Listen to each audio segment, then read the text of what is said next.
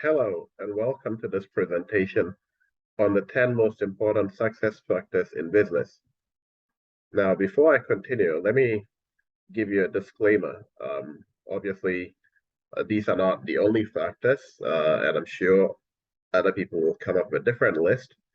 But in my experience, these are the 10 most important success factors. Um, the others that I wish I could have put on the list, but I wanted to keep it to 10. And so feel free to share your thoughts uh, on what are the factors you think are important. I'll do a separate video on other factors later, but I'm going to stick to these 10 as I think, in my opinion and in my experience, these are some of the most important factors. A little bit about myself. I'm a founder and CEO of Philly Coda, and this is my website, www.phillycoda.com. We develop software for businesses, and we also develop platforms to connect people, individuals, and businesses. And we build custom software for clients. So that's what we do. And I've always been wondering why some businesses succeed and others fail. And I decided to come up with this list to probably help shed some light on that. So without much ado, let's go to the list. So the 10 factors. First is the team quality. I think it's very important to have a strong team, a team that works together. If you have a few weak holes, weak spots in your team, they could totally um, ruin your plans and prevent you from achieving your goals. So I think some team selection is very important, and I have had the opportunity to interview and recruit over 40 candidates, and I have observed over the years that when you make the right decision, it goes a long way, and when you make the wrong decision, it can set you back. So I think team quality is high up there. The next factor, tenure and depth of your experience. You have to have been doing something long enough to be really good at it. Even if you're really smart, that alone will not set you apart. What will really set you apart is your experience doing certain kinds of jobs and your expertise. You become an expert at something when you do it for a very long time, and know all the ins and outs of that particular job function. So tenure is very important. I also think knowledge is also high up there. Like you cannot be a good software developer unless you really know a lot of I mean you really know you can stick with one programming language, but the more you know, I think the better. And whatever languages you're using, just make sure you're really good at them, because you get all these benefits of efficiency and your ability to do things quickly and really well comes uh, it comes in handy at certain times. And so you're not going to be able to do all that if you're not an expert in that subject area. So acquiring knowledge through whatever means, YouTube video, going to school, um, reading books, all of that really contributes to the success of the business, especially if you're in a leadership position.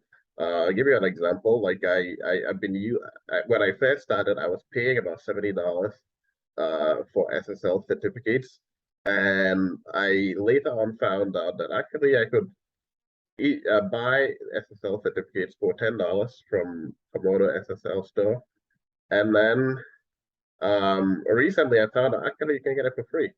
So I've gone from paying $70 for something that I could have gotten for free because my knowledge increased, and I realized that actually, if I add the site to Cloudflare, I can get free SSL certificates, and I don't have to pay $70 for them.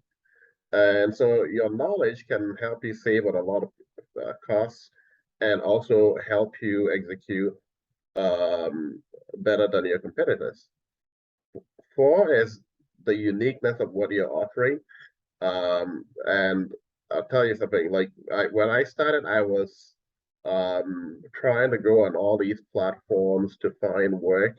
And there's always so much competition because whatever I was trying to do, everybody else was also doing. And so it really became difficult to remain competitive because people are going to undercut you by cost if you're offering the same service as them and they're able to do what you're doing.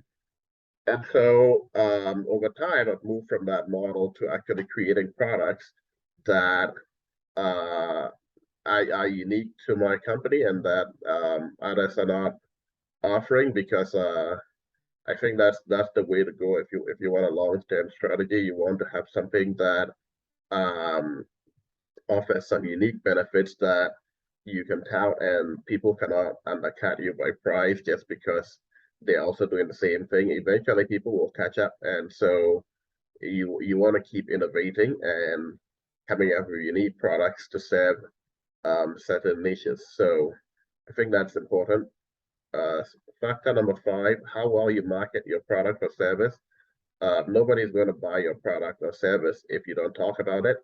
And a lot of people just leave their marketing to chance and expect things to happen.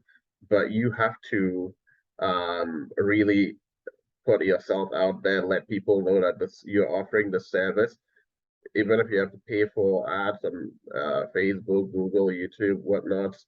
Just do it because if people don't know about your service, going to patronize it. So how well you market your product um, is very important, and uh, if you fail at that, you're probably going to fail as a business. So it's really very important. It's also high up there. The quality of your product or service. 80% of the work that we do is from repeat clients, and it goes to tell you that if you do a good job, you can get like 3 or 4 more jobs from the same person. They're not going to go anywhere next time they need a service or product. They're going to come straight to you. And it's so much easier to get work from an existing client than from a new client because they don't know you, you don't know them. But if you've done really good work for somebody, they don't think of anybody else but you when they need that product or service. So quality is also very important. How well you leverage your connections? Well, you do want to. I mean, you do want to like make use of all your connections, friends, family, uh, people you know on social media, whatnot. Just really talk to people. Somebody might be able to refer you. Somebody might be able to help you get financing for your business. I have a friend who's actually currently working with me to get venture funding for my business, and I it's all because I spoke to him and we had this conversation, and it turns out he's actually into that, and so uh, make use of your connections. If you know people who can help you somehow, reach out to them because if you don't tell somebody that you need help, if you don't ask, you're not going to receive what you don't ask for. But there's some things that you just have to ask to receive. So making use of your connections is also very important. Your ability to raise funds is important to the success of your business. You want to generate funds internally if possible. But if you want to grow fast, there's a good chance that you will need to raise external financing at some point. And you want to explore all your options. You might want to apply for grants, loans, seed funding, venture capital rounds, different rounds of funding. If you cannot do it, find somebody to do it. But if you fail at this, it's probably also going to put a cap on how far you go.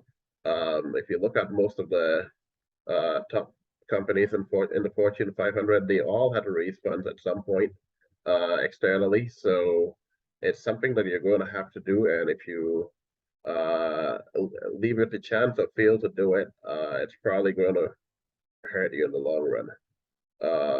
number 9, your ability to generate new and groundbreaking ideas.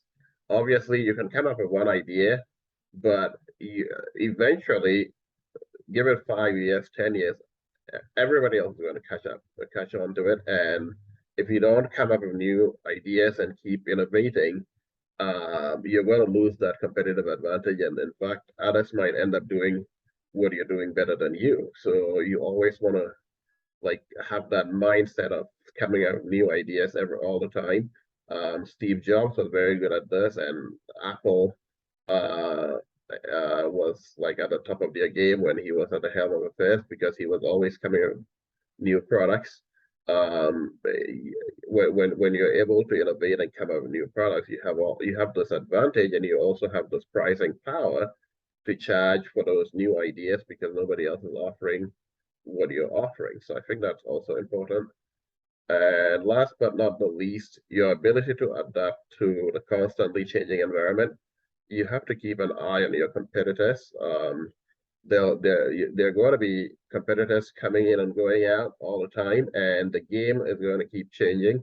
And so you might have had an advantage at some point, but when new players come into the game, you have to recognize that fact and adapt to the game. Otherwise, they're going to very quickly erode your share of the market and probably even drive you out if you don't keep track. It's something that I um, wasn't really doing early on, but I realized how important it is to keep an eye on the competition because they also play a part in what price you get to set. If they start offering cheaper alternatives or better products, you have to uh, do something better or at least match them in that regard. Otherwise, they're going to very quickly uh, steal your market share and leave you with nothing.